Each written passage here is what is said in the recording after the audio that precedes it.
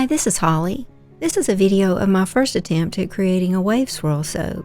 I used Alkanet infused oil for the purple and scented the soap with a lavender cedarwood blend of essential oils. If you're interested in the recipe I used, you'll find it at the end of this video, and all of the other details and information will be listed in the description box below.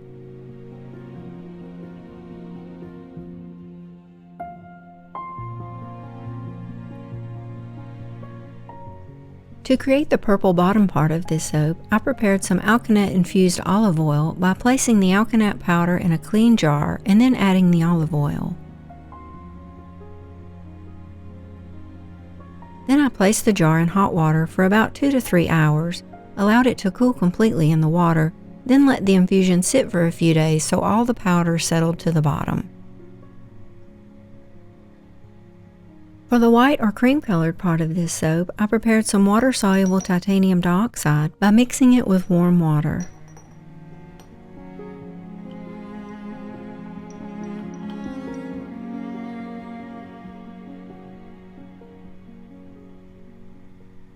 Soap making involves the use of sodium hydroxide, or lye, which is a caustic substance that can burn your skin and permanently damage your eyes.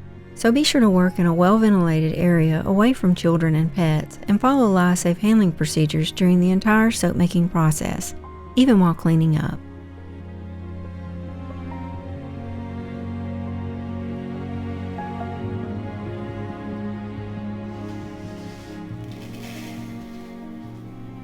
I added the sodium hydroxide to the distilled water and stirred until I was sure it had completely dissolved. Then I set the lye aside to cool down and weighed out the oils and butters.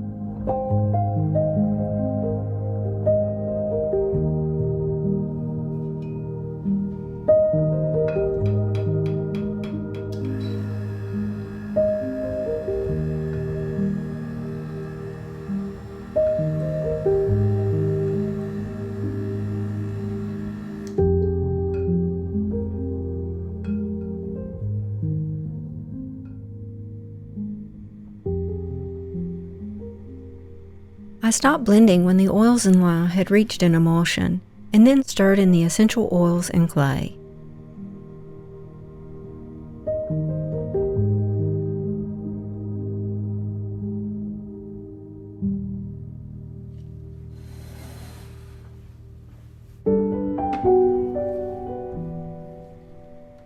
I wanted to divide the soap into 2 parts, 45% for the purple and 55% for the white.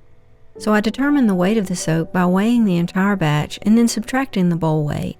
Then I multiplied that number by 45% to determine how much soap to separate for the purple.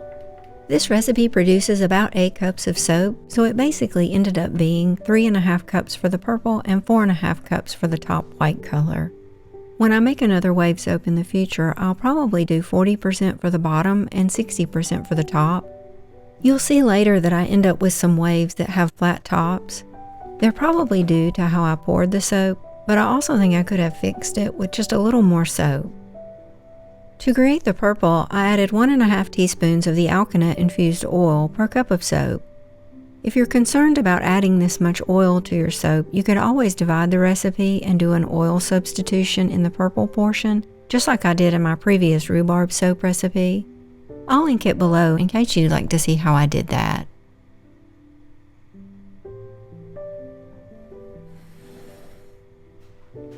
For the white soap, I poured off a little soap, added the titanium dioxide, and then used my mini blender to incorporate it. I like using this method because I can blend as much as needed to avoid any white specks, and it doesn't accelerate the entire portion of soap.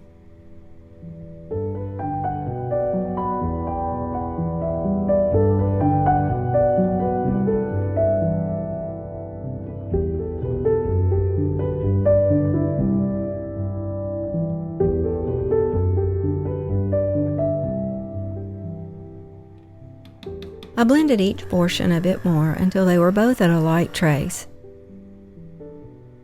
Then I placed the white soap in some containers that would be easier to pour this technique.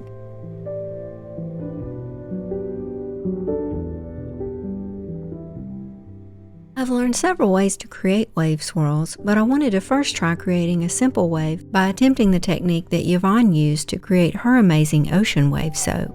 I'll post a link below to Yvonne's video and also a few by other soap makers who created beautiful waves using different techniques.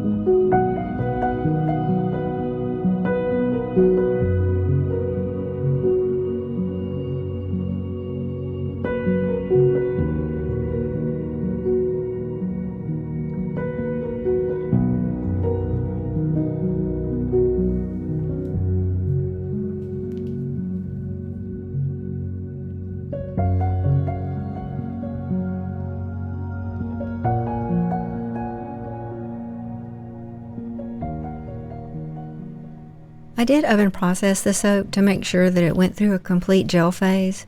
This would help the Alkanet soap turn a prettier purple color and also allow me to unmold it sooner.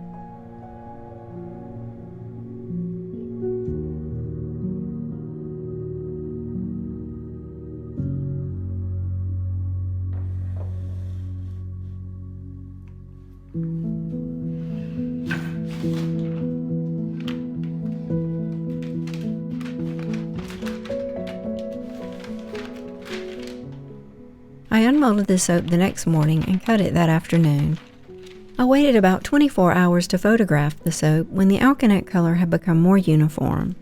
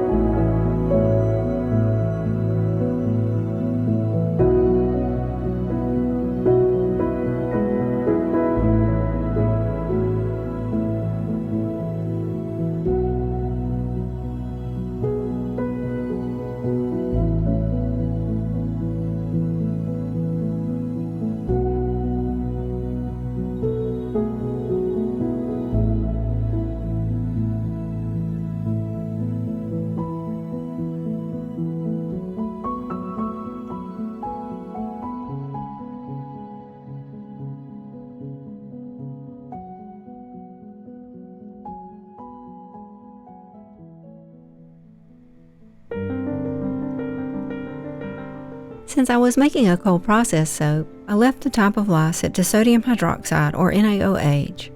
My recipe oil weight was 1,300 grams. My lye concentration was set to 35%, which means my lye solution consisted of 35% sodium hydroxide and 65% distilled water. I left the superfat at 5% and my fragrance usage rate was 40 grams per kilogram.